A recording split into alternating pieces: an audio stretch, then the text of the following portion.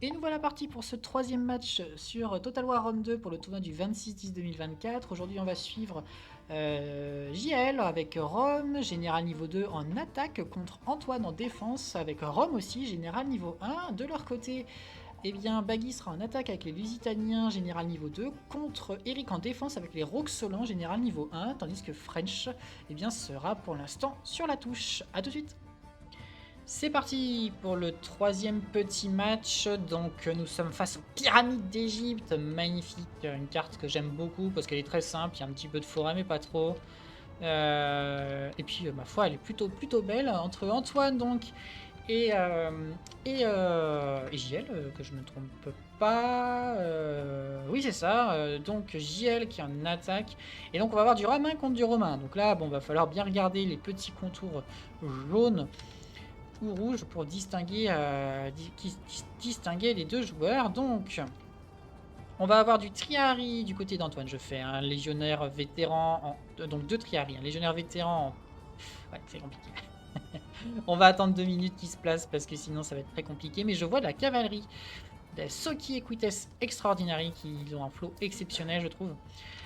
Du côté de la Rome de JL qui est en attaque. Qui est en attaque, il me semble. Oui, donc pas con, hein, pas con de prendre un petit peu de cavalerie.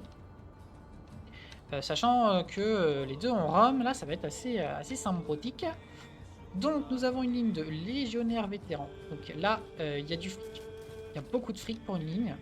Des cohortes d'évocatis sur les flancs. On va avoir deux triaries, deux petits astati, de la stati, général légat. Et puis, nous allons avoir donc trois auxiliaires archers auxiliaires syriens. Donc une armée de Romains plutôt classique. Voilà, mais ma foi fort intéressante. Toujours. Du côté de JL, nous allons avoir des légionnaires en armure en ligne principale, qui sont pour moi les meilleurs en rapport qualité-prix. Enfin, c'est ceux que je prends tout le temps. Les légionnaires en armure, hein, ils sont juste exceptionnels. Nous allons avoir deux Astati, non, des infanteries auxiliaires, pardon, pas des triaries. Je suis tellement habitué avec Rome que dès que tu vois des lances, tu te dis c'est ça, mais non, non, en plus c'est de l'infanterie moyenne, pas lourde. Fondeur des baléares et trois archéoxyres syriens. Non, pardon, non. Deux fondeurs des baléares et deux archéoxyres syriens avec une unité de l'ES derrière. Unité de gladiateur, intéressant. Et puis donc nous allons avoir un légat avec, comme je le disais, deux Soki Equites Extraordinary. Alors en général, c'est vrai que j'ai mon deuxième ordinateur pour faire le tournage, j'ai pas pensé. Et donc du coup, c'est pour ça que j'ai un peu de mal. Mais du coup, pour rappel, je sais que c'est un freeze, hein, mais donc nous allons avoir le général romain de JL est niveau 2 et le général d'Antoine est niveau 1. Voilà. Je vais remettre. Hop. Voilà. Et nous sommes donc partis pour ce troisième match, avant-dernier match je suis désolé, j'ai beaucoup d'altab, ce sera le dernier. Avant-dernier match de aucun des deux, non, pardon, de notre tour. Par contre, c'est l'avant-dernier match de Eric de l'autre côté. Donc voilà, hein, le tournoi quand même approche doucement mais sûrement de la fin. On verra si peut-être on fera un match de plus, je ne sais pas. En tout cas, on s'avance doucement mais sûrement. Antoine campe sur ses positions. Il a le droit, évidemment, il est en défense. Bon, le légionnaire vétéran, je suis désolé, ça fait assez longtemps que j'ai pas joué. Je ne sais pas s'il gagnerait contre le légionnaire en armure. 58, 35, 51, 95, 59, 35, 41, 85. Il y aurait donc un petit avantage pour le légionnaire vétéran, je crois. Mais c'est pas acquis. C'est pas acquis. Mais surtout que n'oublions pas, ouais, surtout, hein, il y a deux petites cordes d'évocati sur les côtés. Ça va jouer. Intéressant d'avoir pris des leves. C'est quelque chose que les joueurs en ligne ne font jamais. On en fait rarement quelque chose en fait, hein, avec Rome. Mais ça peut être intéressant. On va bien voir. Et puis, bien évidemment, les deux Soki, Equites Extraordinary. Je suis assez intrigué de voir ce qu'il va en faire.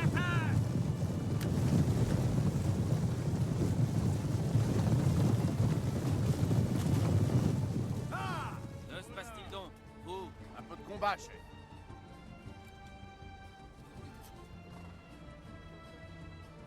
Magnifique. N'est-il pas? Les unités se rapprochent, on n'est plus qu'à une toute petite distance hop, de la zone de tir. Bon, du coup, le combat de tir est plutôt un avantage pour JL parce qu'il a un tireur de plus. Il en a 4, plus Leves que je compte pas, donc 4. Et ici, on va avoir seulement des archers syriens. Donc, il y a un petit avantage quand même pour JL. Nomax. Mais nous allons bien voir.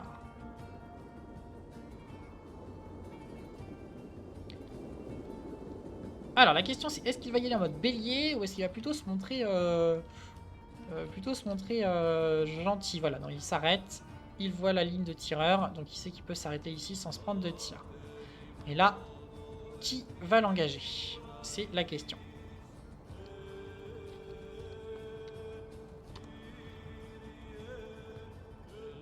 L'approche des petits Soki qu'on voit au fond. Première bataille que je commande d'ailleurs de ce tournoi où il n'y a pas d'éléphant. Bon, avec Rome, il y en a un, mais vraiment pas ouf. Donc là, ça va faire un peu de bien, je pense. Un peu, même si c'est plutôt intéressant d'avoir des éléphants, hein, je trouve. Parce que les joueurs en général en multi, si c'est pas en armure, ils prennent pas. Donc bon. Mais là, je suis plutôt content de voir du romain contre du romain. On va voir qui va win. Ok, donc JL est un peu frileux, il engage, ça y est, il n'y avait pas du tout, hein, c'est pas du tout un reproche, hein, il est clairement en attaque, ça se voit qu'il a bougé, il a ramené son armée et tout, il n'y a pas de souci, hein, je ne lui demande pas de se jeter sous l'adversaire évidemment. Même réflexe, voilà, hein, bah écoutez, c'est d'ailleurs ce que disent les textes anciens, hein, notamment sur la bataille de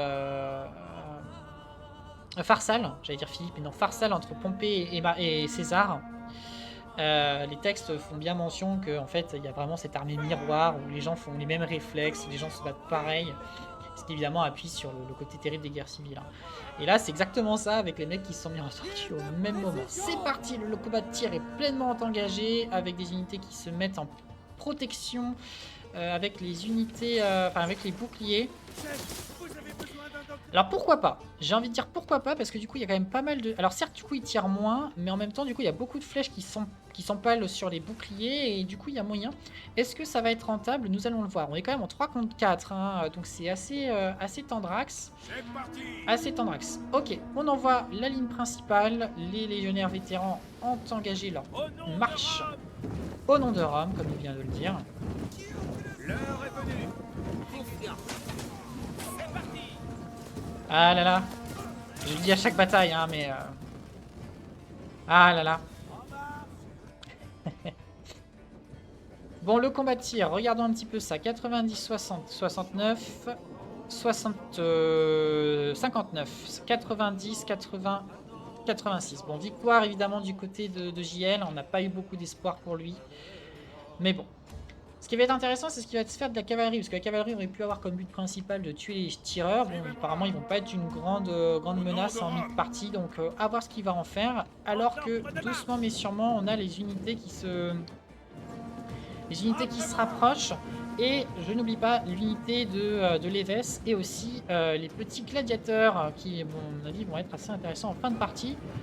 Alors, assez intéressant, on passe à côté en fait. On ne brise pas la formation, on arrive au cac. En formation tortue, c'est assez rare. Et ça y est, on perce, on est sur le côté, on attaque sur le côté. Donc là, voilà, là, la formation tortue est brisée. La cavalerie qui se met sur le côté. Et on envoie tout. Direction l'adversaire. Les cordes évocatives sur les côtés, celles-là, je pense qu'elles vont être très, très, très, très importantes pour Antoine. Et donc on va voir si les légionnaires vétérans vont faire quelque chose contre les légionnaires en armure. On est sur du 2 contre 1 à un certain moment. Pourquoi pas les astatiques qui vont pouvoir flanquer tranquillement les légionnaires vétérans, même les contourner dans le dos, ça c'est plutôt pas mal. Et les tireurs qui eux focus voilà, on a arrêté le combat de tir, chose assez intéressante, on a arrêté le combat de tir. En fait, ou tout simplement... ou tout simplement on tire sur les tireurs adverses. Non, non, on tire sur les unités ici. Et la cavalerie qui est engagée, qui va faire une jolie charge dans le dos. C'est une cavalerie de choc, ça peut que faire du dégât. Mais là, elle se fait un peu baquer par de la statique qui va largement faire le taf. Et surtout le Triari. Le Triari, s'il arrive au corps à corps de ces deux cavaleries, c'est finito pour elle. Ok, il y a l'ordre de partir, mais il les bloque, ils sont bloqués, Donc là, c'est un combat, ma foi, assez intéressant. Alors là, le général, il veut donner le moral, Antoine, donc il se rapproche. Attention, parce qu'il y a quand même du tireur. Hein. Et d'ailleurs, inversement, ici, là, il faut faire une volée de flèches. Au dernier moment, je pense que ça vaut particulièrement le coup. Les Soki Equites qui se font un petit peu découper par les tireurs, par les Astati. Et le général qui va se faire... Est-ce que les javelots précurseurs... Non, c'est bon. Sauver des javelots précurseurs, ça aurait été difficile. Les prétoriens qui se sont fait massacrer 78 sur 120. Alors ça, c'est plutôt une bonne nouvelle pour Antoine. Avec une balance qui ma foi, est plutôt de son côté. Et le général qui, lui, s'éloigne de ses prétoriens. Tu m'étonnes. On a 2 fuites pour Nomax. Donc, les légionnaires en armure ici qui se sont fait un peu flanc. Mais je pense que voilà, ici, par contre, ça va quand même se compliquer. Hein, 63 sur 120. Donc pourquoi pas. Alors, des légat, donc 2 légas. Hein, donc, on a pas... je regarde le chat qui se casse la gueule. J'espère qu'il n'y a pas un coup dans le micro, c'est bon. Alors là, le général, c'est quand même assez dangereux, hein, ce qu'il fait. Pareillement ici, d'ailleurs. Parce que, enfin là c'est quand même des points assez intéressants. Ça y est, des petits bonus donnés au moral. Alors oui, évidemment, il y a une cavalerie qui s'en sort quand même pas trop mal, midlife. Donc va falloir faire quand même très attention au général. Il n'y a pas qu'il se fasse avoir. Alors ici, la petite charge de cavalerie, très très bien jouée. Ça va débarrasser les archers auxiliaires syriens. Pour le joueur romain rouge et très difficile de dire. J'ai l'impression qu'il y a quand même effectivement encore l'avantage pour Antoine.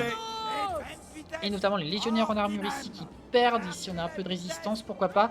On a de la cavalerie qui reste. Donc là je pense qu'elle va encore être assez utile. Mais bon, globalement on a quand même du triari. Les évocati, où ils sont-ils? Là. Ouais, ils ont fait du kill. Hein. Oh, le général qui a été aux prises avec des triaris, il a eu quelques pertes, mais il a réussi à s'enfuir. Et ici, on a du légionnaire en armure et du... Ah, le prétorien qui est là. Alors, la charge du général sur les prétoriens, courageux. Mais ma foi, fort audacieux, parce que ça permettrait... Si les prétoriens meurent, ça niquera un bout de morale des Romains rouges, donc de JL. Avec ça, il y a une cavalerie qui fuit définitivement. Il n'en reste plus qu'une. Ça y est, les tireurs se mettent à tirer sur le général et il y a un retour de celui-ci. Ça y est, les prétoriens fuient. Très très bien joué de la part d'Antoine. Je trouve que c'est plutôt bien joué. Ici, il y a un joli petit contournement qui a été fait. Hein. Là, les pauvres petits légionnaires en armure au centre ne peuvent pas faire grand-chose. Et ça y est, 17 sur 30. Et ici, 23 sur 30. Assez dangereux au niveau du général. Alors là, il faut tout balancer dessus. Hein. Là, faut tout balancer dessus. Je pense que c'est absolument primordial. Tant pis pour les quelques légionnaires en armure. Ça y est, le général fuit. Bon, je pense qu'il n'y a aucun général qui va mourir. Sauf problème. Mais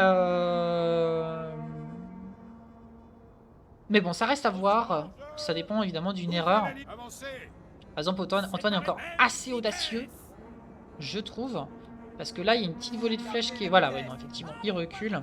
Et par contre, sur la ligne, là, c'est une victoire de la part d'Antoine. Les dernières troupes au CAC sont des légionnaires en armure ici, mais qui vont pas tarder à fuir. Le général, ok, il l'a vu à temps, c'est bon, parce que là, la charge de phase au triari, ça aurait pas été agréable.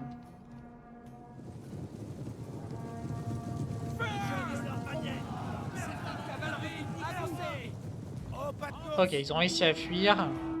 Alors que derrière, les unités se font découper par l'infanterie romaine qui est arrivée au CAC. Alors là, le général romain est arrivé au CAC. Ah, le général est mort récemment. Donc le général d'Antoine est effectivement mort. Donc ça, voilà, ça donnera un petit point si son général survit à JL. On va voir s'il meurt, son général. Là Antoine l'a envoyé, hein, tout pour le tout. Donc au moins, il ne gagne pas de points. Mais je vois pas général mort. Hein. Je vois pas général mort. Allez, peut-être. Perdre dans l'armée, simplement. Moral défaillant, perdre dans l'armée.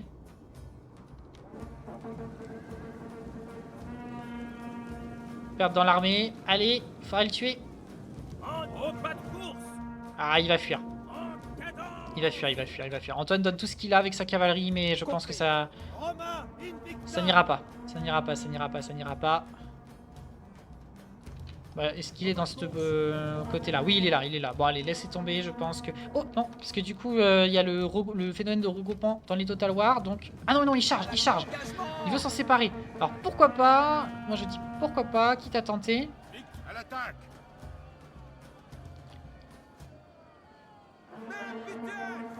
Il est là. Alors, c'est difficile de les distinguer hein, quand je suis aussi proche. Le général d'Antoine fuit. Au mieux. Attaque pour la gloire. Ah là là là là. Et du coup, il va être obligé de fuir un petit moment. Ah, de tourner. Sauf si le moral suffit à fuir. Gloire, avancez. Moral défaillant. Il fuit. Il faudrait que cette unité fuit aussi. Ah là là, quelle course. Quelle course pour tuer le général. Mais il est là, il est là, il est là. Il n'y a pas de cavalerie du côté d'Antoine. Donc il ne sera pas rattrapé. Donc victoire d'Antoine. Très belle bataille. Il perd son général quand même. Donc un petit point pour... pour Nomax. Alors du côté de Antoine, donc on a les corps d'évocatifs qui ont fait un excellent travail, la ligne qui a été plutôt bonne, les triaries qui étaient plutôt bienvenus et unité d'archer qui n'a pas été trop mal. Et du côté de Nomax, on va avoir les tireurs qui vont avoir fait pas mal, quelques unités qui ont fait un peu de dégâts, les gladiateurs c'était pas trop mal, prétoriens pas beaucoup, 49, et puis les légionnaires en armure, certains ont brillé plus que d'autres.